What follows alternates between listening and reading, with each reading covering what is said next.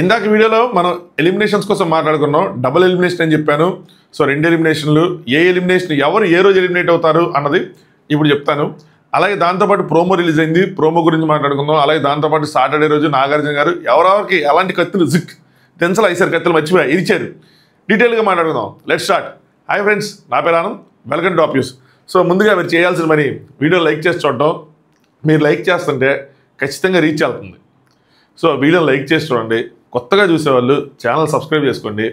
ఇందాక వీడియో కూడా ఆల్మోస్ట్ ఒక 45 వెళ్ళింది, 50 దాకా వెళ్ళింది. ఇంకా అంత ముందు దాకా వెళ్ళిద్ది అనుకున్నాను కానీ బట్ సంహో అందరూ అదే టైంకి పెట్టేయటం ఒకళ్ళ తర్వాత ఒకళ్ళు. సో ఇంకా అది కొంచెం అంత వాళ్ళంత స్పీడ్గా వెళ్ళదు కదా, మిగతా వాళ్ళంత స్పీడ్గా వెళ్ళదు కాబట్టి కొంచెం తగ్గింది, బ్రేక్ అవుతుంది.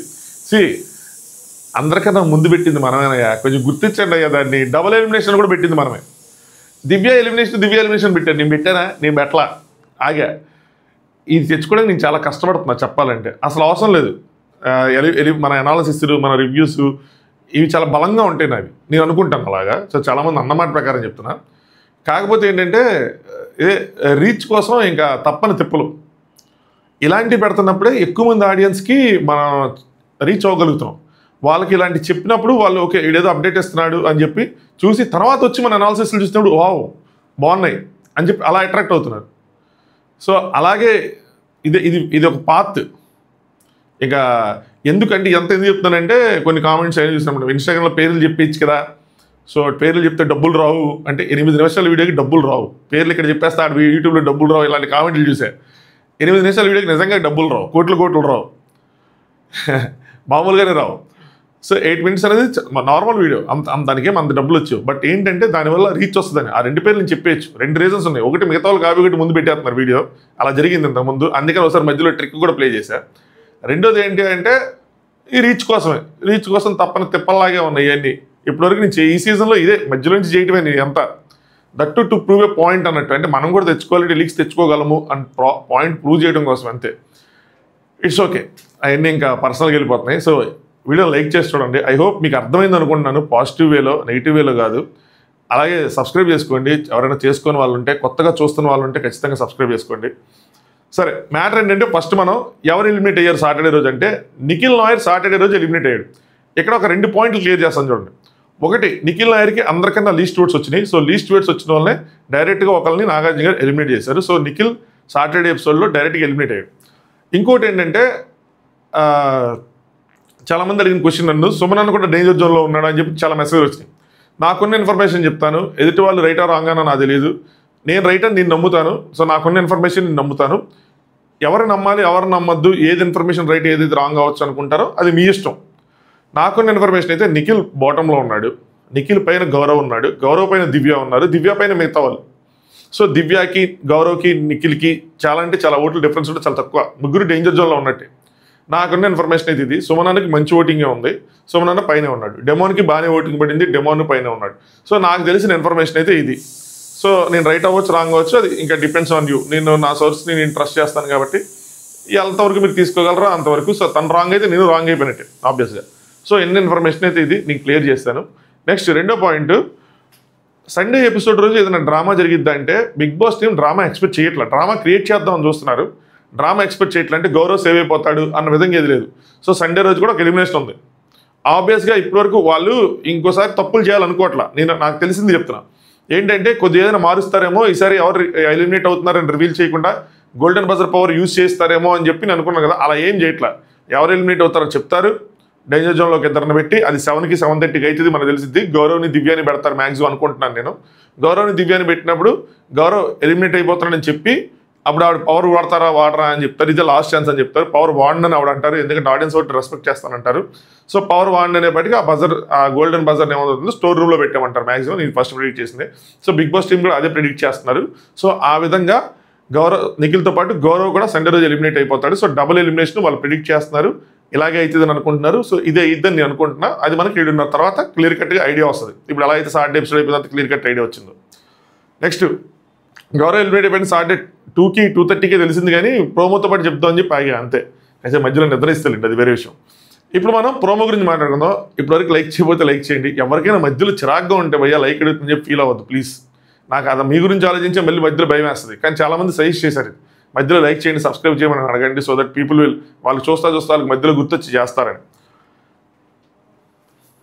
సో నాగార్జున గారు కత్తులు తీసుకొచ్చారు. నేను గుచ్చుతారేమో అనుకున్నా, గుచ్చలా. ఈసారి బ్రేక్ చేశారు. కత్తులనే వంచేసిన ధీరుడు వీరుడు మన నాగ్ సార్. సో మీ ఆట ఎలా ఉందో వీటితోనే చెప్తా అని చెప్పి ఒక్కొక్క కత్తులు ఎరగడం టక్ టక్ టక్ టక్ టక్ అని చెప్పి ఇందులో ఫస్ట్ పట్టుకున్నది, అది ఫస్ట్ ఎక్కువగా క్లాస్ పీకింది రీతుకి. యు ఆర్ డిజాస్టర్స్ సంచాలక్గా నువ్వు అట్టర్ ఫ్లాప్ అయ్యావు. సంచాలక్గా క్లాస్ పీకారంట, గేమ్ ఆడకుండా మహారాణి అంటే నిజంగా తిని కూర్చున్నావు అన్న విధంగా గట్టిగానే పీకారంట. సో ఆ క్లాస్ తనకు అవసరం కూడా. లాస్ట్కి వచ్చేప్పటికి సపోర్టింగ్ టాస్క్ అంటే అది సపోర్టింగ్ టాస్క్, అది endurance task. Endurance plus support వరకు వెళ్ళా. సో దొరికిన ఒక్క అవకాశాన్ని కూడా ఆవిడ వదిలేసుకున్నారు, చేతున్నారు. దానికి బిగ్ బాస్ మీరు ఎందుకు ఇలా పెట్టారు బిగ్ బాస్ అది అన్నారు కదా. సో దానికోసం ఇవన్నీ ఆవిడ కొంచెం క్లాస్ స్పీకర్ గట్టిగానే అని చెప్పి మనకి విషయం. నెక్స్ట్ పవన్ వర్సెస్ తనుజ గారి మ్యాటర్ ఏదైతే ఉందో ఈ వారం ఇదే పెద్ద మ్యాటర్ అయిద్దని అన్నాను. మనం ఒక వీడియో చేసాం, అది ఎక్కువ వెళ్ళలేదు, అది కూడా 12-13 దాటి వెళ్ళా. నాగార్జున గారు ఎవరు నాగార్జున గారు అడగర్లే అని చెప్పి జనం ఇది క్యారీ అవుతుంటుంది, పైగా పెద్ద విషయాలు లేవు కాబట్టి అని అనుకున్నారు. సో ఉన్నవి 2-3 విషయాలే. ఆ 2-3 విషయాల్లోనే ఎక్కువ పెద్ద మ్యాటర్ ఇదే, ఆ మ్యాన్ హ్యాండ్లింగ్ మ్యాటర్.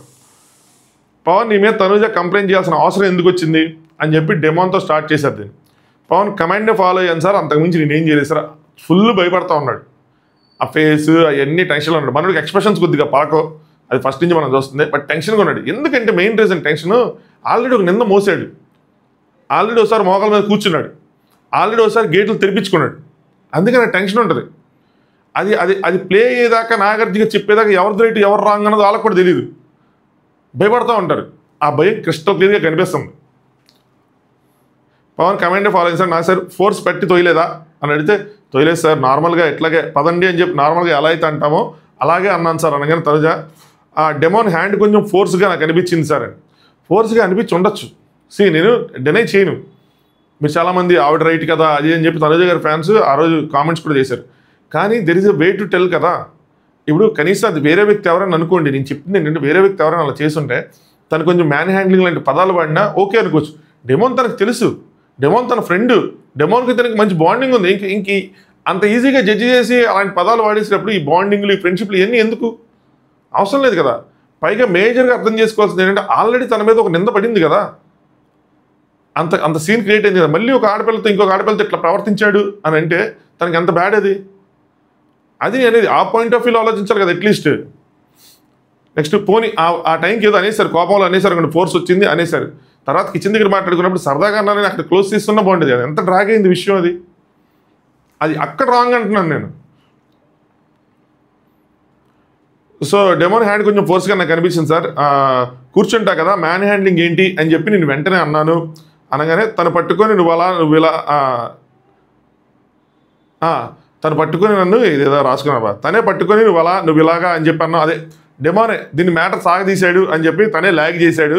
నువ్వు అలా అన్నావు, నువ్వు ఇలా అన్నావు అది అని చెప్పి ల్యాగ్ చేశాడు సార్ అంటే ఆబ్వియస్గా చేస్తాడు కదండి. ఎందుకంటే నిందపడింది తన మీద. నాగార్జున గారు ఇదే డైలాగ్ వేశారు, నిందపడింది తన మీద, ఈ కెనాట్ బి క్వైట్ కదా.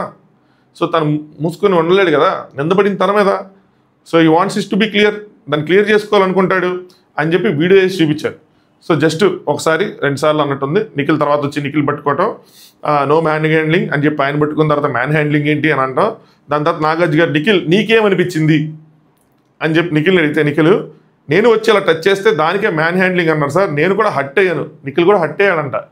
భయ్యా గౌరవ్ చెప్పినట్టు నువ్వు హట్ అయ్యావో మాకు ఎట్టా తెలిసిద్ది, నువ్వు సైలెంట్గా ఉంటే. ఎవరు నీటి చెప్తాడు, నువ్వు స్పీక్అవుట్, ఆడియన్స్కి ఎట్లా తెలిసిద్ది. ఓవర్కి వెళ్ళి కెమెరాలతోనూ మాట్లాడకూడదు, అలా అని చెప్పి మూసుకొని మన లోపల పెట్టుకుంటే ఎట్లా తెలుస్తుంది. నీ భావాలన్నీ బయట పెట్టాలి కదా, బయట పెడతాను తెలిసిద్ది. ఏంటంటే అలా అన్నారు తనుజ గారు, నేను హట్ అయ్యాను, నేను జస్ట్ ఇలా పట్టుకున్నాను అంతే. అది నేను కమాండర్ కాబట్టి వాళ్ళు కింగులు కాబట్టి వాళ్ళు చెప్పారు కాబట్టి చేశానని చెప్పాలి కదా. హట్ అయినప్పుడు హట్ అవ్వలేదు అనుకోండి, అది వేరే విషయం. ఓకే నేను హట్ అవ్వలేదు సార్, నాకేం అనిపించలేదు, ఇట్లా అంటారు ఎవరైనా జనాలు ఇలా లాగుతుంటే వాళ్ళు అంటారు కాబట్టి వాళ్ళ బాధ్యత మా బాధ్యత లాగేయటం అని అనుకుంటే వేరే విషయం. హట్ అయినప్పుడు స్పెసిఫై చేయాలి కదా. నేను హట్ అయ్యాను బట్ మెల్లగా వదిలేశాను. పవన్ కొంచెం పర్సనల్గా తీసుకున్నాడు అంటే తీసుకుంటాడు, ఆయన ఎందుకు తీసుకోడు, ఆయనకి ఆల్రెడీ నింద పడినప్పుడు ఆయన తీసుకోకుండా ఉంటాడా. డెమోన్ నువ్వు 1 టైం కాదు 3 టైమ్స్ యూజ్ చేసావు అని, సో ఏమీ చేయలేదు కదా అని చెప్పి నేను అంటే ఏమో చేస్తావేమో, ఎత్తుకొని తీసుకెళ్తావేమో అలా కూడా అన్నారు సార్, సో అందుకని బాధేసింది అని చెప్పుకొని ఉంటాడు. నేను చెప్పకపోయి ఉంటే పుష్ చేసేవాడేమో సార్ నన్ను ఇంకా అని చెప్పి. ఇక్కడ కూడా అదే ఎందుకు చేస్తాడండి? కింద నుంచి మ్యాన్ హ్యాండ్లింగ్ అంటే ఏంటనుకున్నారు? ఒక డ్రాగ్ చేసుకొని గట్టిగా విపరీతమైన ఫోర్స్ పెట్టి పుష్ చేసినట్టు. చెప్పకపోతే చేసేవాళ్ళని సరే అంటే ఇంకెందుకు మీ బాండింగ్, ఎందుకు మీ ఫ్రెండ్షిప్లు ఎందుకు? నాగార్జున గారు క్లియర్గా ఇక్కడ జెండర్ డిఫరెన్స్ లేదు. సో అమ్మాయి అబ్బాయి అలాంటివి లేవు, ఆడపిల్లలు మా పిల్లలు అలాంటివి లేవు. నెక్స్ట్ సుకుమారంగా ఉండేవాళ్ళు, సుకుమారంగా లేని వాళ్ళు ఇలా కూడా ఉండదు. అమ్మో తనుజ సుకుమారంగా ఉంది, తనుజని పుష్ చేయకూడదు, తనుజ నెమ్మదిగా ముద్దు మాటలు చెప్పి తీసుకెళ్ళాలి, అలా అవ్వదు. వాళ్ళ పొజిషన్లో ఉన్నారు, వాళ్ళకు క్యారెక్టర్ ఉంది, మీకు క్యారెక్టర్ ఉంది. ఇక్కడ రాజువారు ఉన్న వాళ్ళకు క్యారెక్టర్ ఉంది, వాళ్ళు ఆజ్ఞాపించారు అంతే, సింపుల్. ఇక్కడ అమ్మాయా అబ్బాయా, సుకుమారులు కాదా, వీటితో సంబంధం ఉండదు. నెక్స్ట్ దీని తర్వాత ఇంకేదో చెప్పుంటారు, ఇంకొక వీడియో ప్లే చేశారు. సో దాన్ని అట్లాగా తిప్పుకొట్టాలని చెప్పి దీన్ని ఆవిడ అసలు నేను తొయ్యలేదు, నా నుంచి తప్పించుకోవడానికి ఆయనే పడ్డాడు అని చెప్పి ఆ ప్రీవియస్ టాస్క్లో ఉన్నదానికి సో క్లియర్గా ఈవిడ పుష్ చేయడం నీట్గా కనిపించింది. సో ఈవిడ కావాలని పుష్ చేయలేదు, ఇంటెన్షన్ మ్యాటర్స్. సో ఇక్కడ తనుజ గారు నేను కావాలని పుష్ చేయలేదు అని తనుజ చెప్తుంటే ఎస్ రైట్, నీ ఇంటెన్షన్ కరెక్టే. అట్లాగే సేమ్ అక్కడ పవన్ కూడా తన ఇంటెన్షన్ అది కాదు, నేను మ్యాన్ హ్యాండ్లింగ్ చేయడం ఇంటెన్షనా. ఆ బాల్స్లో పుష్ చేసిందేసి నువ్వు అనుకోకుండా ఎలా అయితే టచ్ చేసావో రిఫ్లెక్స్లో, పవన్ కూడా కమాండ్ టైంలో అలాగే ఇమీడియట్గా రిఫ్లెక్షన్ వచ్చింది, టచ్ చేశాడు. కమాండర్ తను తీసుకెళ్ళినాక వెంటనే వచ్చేసింది. ఇందులో తప్పు లేనప్పుడు అందులో కూడా తప్పు లేదు.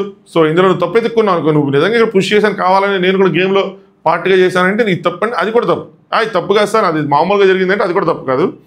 బుద్ధి లేకుండా బుర్ర లేకుండా హౌస్లో ఉన్నటువంటి ఆడపిల్లల్ని మ్యాన్ హ్యాండ్లింగ్ చేస్తాడు, ఆ నింద అలా ఉంచాలని అనుకోడు కదా అని చెప్పి. సో పవన్కి మనం బయట ఆడియన్స్ పాయింట్ ఆఫ్ వ్యూ చెప్తున్నారన్నమాట, అలా ఉంచలేడు కదా అని చెప్పి. ఏంటి అంటే బుద్ధి ఉండదు పవన్కి, బుర్ర ఉండదు, ఇంట్లో ఉన్న అమ్మాయిలు మ్యాన్ హ్యాండ్లింగ్ చేస్తాడు అని చెప్పి ఆ నింద అలా ఉంచలేడు కదా. ఒకళ్ళ తర్వాత ఒకళ్ళు ఫస్ట్ లాస్ట్ వీక్ అంత అయిన తర్వాత మళ్ళీ ఇప్పుడు తనుజ నువ్వు చేసావు, బయట ఆడియన్స్ ఏమనుకుంటారు, అందుకోసమే ఎక్స్ప్రెస్ చేశాడు. సో ఇది ఈ విషయం మీద కొంచెం గట్టిగానే తీసుకున్నారు, గట్టిగానే జరిగింది. ఇది మనం ప్రోమోలో చూసింది. ఈ కాకుండా ఇంకేం మ్యాటర్స్ అడ్రస్ చేశారంటే, ఒకటి కళ్యాణ్ సంచాలక్గా ఆ వీడియోస్ అన్ని ప్లే చేసి ఆ టవర్ టాస్క్లో కళ్యాణ్ సంచాలక్గా కరెక్ట్ చేశాడా రాంగ్ చేశాడా అన్న విషయాన్ని ప్రస్తావించారు. దాని తర్వాత తనుజ గారిని ఫస్ట్ అప్రిషియేట్ చేశారంట. ఈ కెప్టెన్ అయ్యర్ గారి చాలా రోజుల తర్వాత అప్రిషియేషన్కి షీ డిజర్వ్స్. సో అప్రిషియేషన్ చేయాలి, తప్పులు ఎండగట్టాలి. సో ఫస్ట్ అప్రిషియేట్ చేశారు, తనుజని అప్రిషియేట్ చేశారంట. సుమనని గట్టిగా అప్రిషియేట్ చేశారంట. ఎందుకంటే సుమనన్న టాస్క్లో ఆయన పర్ఫార్మెన్స్ ఏదైతుందో టవర్ టాస్క్లో ఎగిరెగిరి బాస్కెట్లు వేసినవి, సో బాక్స్లు వేసినవి, అవి కూడా కరెక్టే. సో ఆయన కూడా పొగడాలి. సో ఆయన్ని పొగిడారంట గట్టిగానే. దాని తర్వాత రీతు సంచాలక్గా ఫెయిల్ అయిన విషయం కానీ, రీతు రాణిలాగా గేమ్స్ ఆడకుండా ఉన్న విషయం కానీ, సో రీతు క్లాస్ స్పీకర్ అంట. నెక్స్ట్ డెమోన్కి గట్టిగా మోటివేట్ చేశారంట. సో టాస్క్లో ఆడాలనుకోవడం తప్పులేదు, సో ఆడాలి అనుకో, బట్ దాని తర్వాత అంత డిసప్పాయింట్ అయిపోమాకు, నువ్వు డిమోటివేట్ చేసుకోకు అని చెప్పి కొంచెం గట్టిగానే ప్రోత్సహించారంట. ఇది కాకుండా కొంచెం సంజన గారికి కూడా క్లాసులు పడ్డాయి. సో ఆ ఫౌల్ చేసింది కానీ ఏదైనా సరే ఆవిడ కూడా కొన్ని క్లాసులు పడ్డాయి. దాని తర్వాత గౌరవ్కి కొంచెం క్లాస్ పడింది. నిఖిల్ని బాగా పొగిడారంట. సో నిఖిల్ పంపించేస్తున్నారు కానీ బట్ నిఖిల్ దాని ముందు ఆ టాస్క్ ఆడింది కానీ ఏది కానీ సో కొంచెం బాగానే కనిపించవు ఈ వారం అన్న విధంగా 2 టాస్కులు గెలిచాడు కాబట్టి దానికోసం నిఖిల్ కొంచెం పొగిడారంట. బట్ అన్ఫార్చునేట్గా నిఖిల్ పంపించేస్తున్నారు. సో ఇది సాటర్డే రోజు ఇంకొంచెం డీటెయిల్గా చెప్తాను. నిద్రచేపటి ప్రోమో వచ్చేసింది. ప్రోమోలో నేను పైపైన తెలుసుకొని వచ్చాను. తర్వాత ప్రోమోకి కానీ లేదంటే ఇంకొంచెం అసలు మేజర్గా నేను తెలుసుకోవాలనుకున్న పాయింట్ ఆరో బాక్స్ గురించి మాట్లాడలేదని ఇప్పటి వరకు ఉన్న అప్డేట్స్ వస్తానైతే మాట్లాడేది అనిపించట్లేదు. ఎవరైనా సాటర్డే షూట్ ఎపిసోడ్కి వెళ్ళిన వాళ్ళు ఎవరు దొరకలా డీటెయిల్గా మొత్తం తెలుసుకుందామంటే. సో దొరకంగానే పట్టుకొని వాళ్ళిద్దరు చేశాను కానీ వాళ్ళు ఇంకా రెస్పాండ్ అవ్వాలి. మరి షూట్ అయిపోయిన తర్వాత ఏమయ్యారో నాకు అర్థం కాదు. సో దొరకంగానే పట్టుకొని నీట్గా లాగితే ఇన్ఫర్మేషన్ మొత్తం వచ్చి మళ్ళీ ఇంకో వీడియో రూపంలో చెప్తా. అదర్వైజ్ ఇంకో ప్రోమో వస్తే ఆ రోజు అప్పుడు తెలిస్తే 7ంటికి అలా తెలిస్తే అప్పుడు చెప్తా. లేదంటే నైట్ ఇంకా అది తెర మీదే వెండి తెర మీద చూసుకొని అక్కడ ఎంజాయ్ చేయటమే. ఇప్పటివరకు వీడియో లైక్ చేయకపోతే వీడియో లైక్ చేయండి, ఛానల్ సబ్స్క్రైబ్ చేసుకోండి. కొత్తగా చూసేవాళ్ళు కానీ ఎవరైనా సరే కొడతాం. 75K అన్న ఓపు వచ్చింది, 65K కూడా అయ్యింది, ఇంకొక 200 కూడా పెరిగారు. సో అలా పెరుగుతూ ఉంటే కొంచెం గట్టిగా ఊపి వస్తుంది. 150 అంత పెరిగారు, 65,150, 200 ఎంత అయ్యారు. సో ఇది సంగతి. సెకండ్ ప్రోమో గురించి వెయిట్ చేద్దాం. సెకండ్ ప్రోమో ఈ టవర్ టాస్క్ కళ్యాణ్ ఏదైతే ఉందో నాకు తెలిసి దాని రిలేటెడ్ వస్తుంది. అక్కడ ప్లే చేసిన వీడియోలు కానీ కళ్యాణి ప్లస్ తనూజ ప్లస్ దివ్య ప్లస్ సుమనన్న ఎవరైతే ఇన్వాల్వ్ అయి ఉన్నారో సంజన గారు వాళ్ళందరి కోసం అనమాట ఆ ప్రోమో వస్తుంది. సో అది వచ్చినప్పుడు ఆ లోపల అప్డేట్స్ ఏమైనా తీసుకోవడానికి ట్రై చేస్తాను.